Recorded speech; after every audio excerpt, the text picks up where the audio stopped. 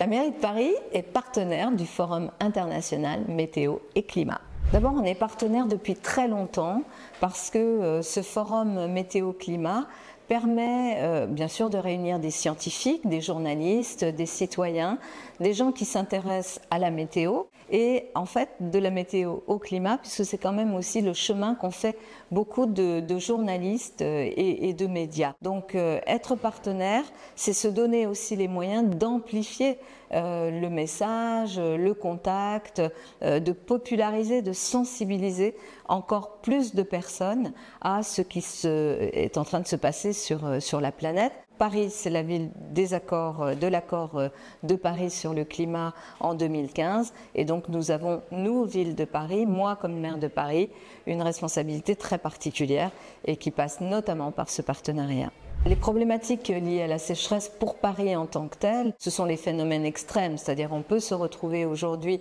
au mois de mai avec beaucoup de pluie et on peut se dire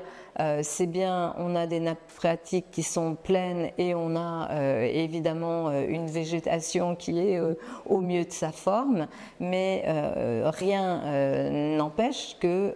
d'ici le mois de juillet, le mois d'août, on se retrouve dans des situations extrêmes de sécheresse et de canicule. Sur Paris, qu'est-ce que ça signifie? C'est pas tant notre approvisionnement en eau, c'est plutôt que dans une ville qui est aujourd'hui encore trop minérale, supporter des températures extrêmes qui sont le corollaire des sécheresses rendra la ville pas vivable. Donc nous avons travaillé beaucoup depuis longtemps sur un plan de résilience, mais aussi évidemment à travers notre plan climat sur toutes les actions qui concernent l'adaptation au changement climatique et derrière le déclenchement d'actions très concrètes qui vont de l'imperméabilisation des sols, la plantation des arbres, une végétation plus grande, la proscription